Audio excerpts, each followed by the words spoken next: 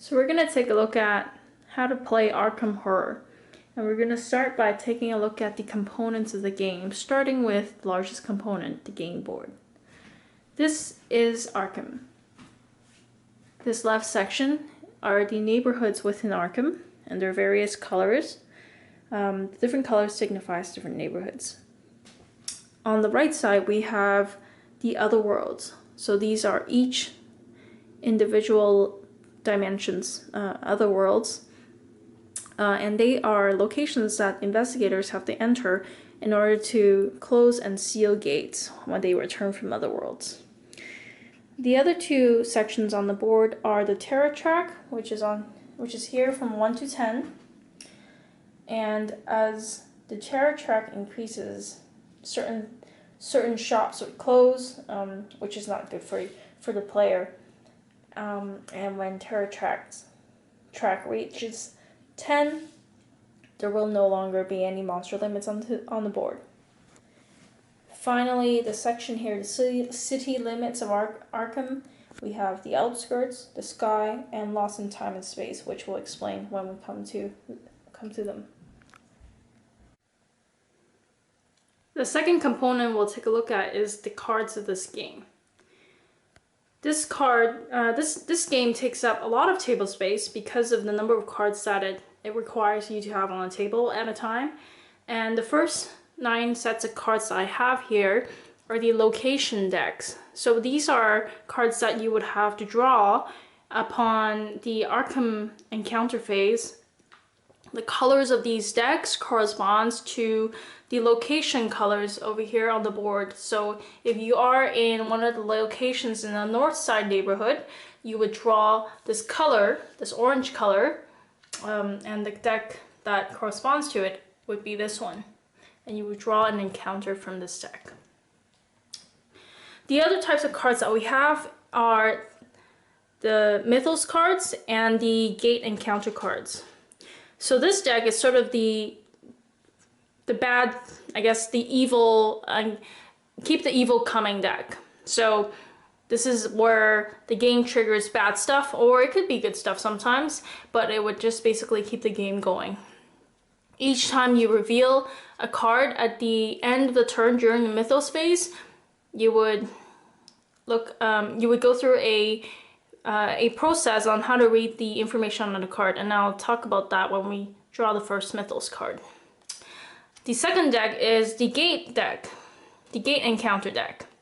So if you're in the other world, instead of drawing these encounter decks at the top, you would instead draw these Gate Encounters, and on them you would have some names of the other worlds. And if your other world that you're in is not on here, you would pick the other encounter. We also have in front of me here some tokens, and these tokens are for the gates that would open in Arkham. So in the game, you would draw one of these, and what would happen is these would tell you what specific gate opens up in Arkham. So in this case, it is the Great Hall of Celiano. The other components are these cards here, the little investigator cards. So I have it stood up in my plano box here for easy drawing and shuffling. So we have five types of investigator cards, starting with the unique items. Unique items, judging from the sound of it, basically are the rare, more special ability cards in the game. One of the best cards that you could get in the game is called the Elder Sign, which is pretty powerful in it helps you close the gate pretty quickly. The second deck I have here, the green deck, is the common items deck. So these items are not as powerful, but still very helpful for your character throughout the game. The third deck here is the spells deck. So this would have spells that you would need to cast with your lore character attribute.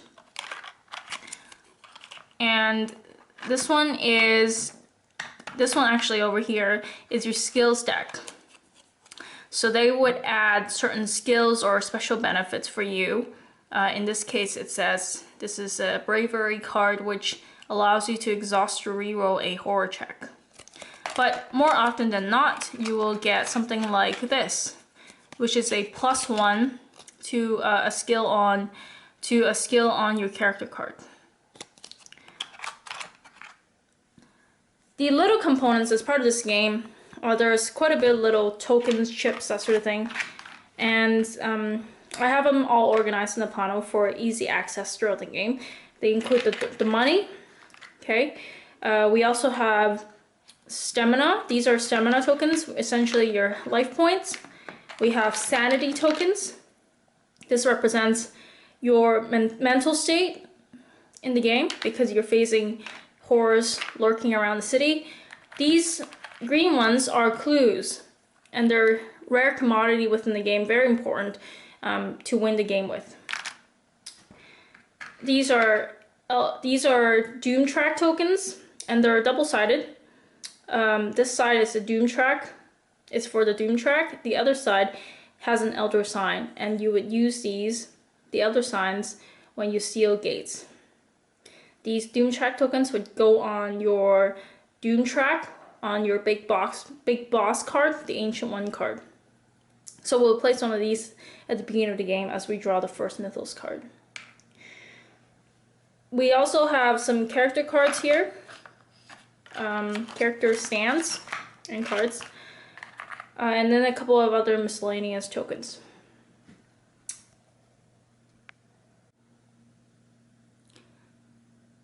In front of me, we have the Ancient One cards. Essentially, these are the big monsters, the big bosses in the game that you might have to face in the game. So at the beginning of the game, we would have to select one, and on these cards, it would have at the bottom a Doom Track, this area here, which is really just, I guess, a time limit to play against. Each time you draw a bad card, throughout your turn, you would have to place a Doom Track token onto the spots here. So when you reach the end of it, the Ancient One, the big boss, would awaken and you would have to battle it. The idea is to win the game before this guy wakes up, because they're very hard, very tough to win against. So there are, I think, 8 different Ancient Ones, and in each game you only pick one. Some are harder than others. You might also notice that the Doom Track length is different for each of these. So you might choose a Doom Track with a shorter track if you want a shorter game. But that might also make it harder to win. On the right here, we have the Investigator cards. So basically this is where you would be able to pick your heroes. Each hero has a sanity and a stamina starting level, actually the maximum level. Each of them will start at full stamina and full sanity. Each of them also come with a special ability on the right here.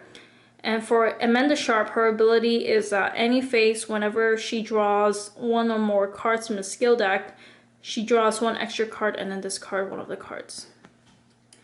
The other components on this card is there is a home location within the game. So this is the starting location of the character, in which case it's Bank of Arkahm for Amanda. We also have fixed possessions and random possessions, and we'll do them in a bit. At the bottom here we have the focus, and then some skills and attributes at the bottom. So focus means that they represent the number of changes that you can make to the character each turn. And I will explain that as we get into the details behind how to change the attributes of your character. So these are your character cards.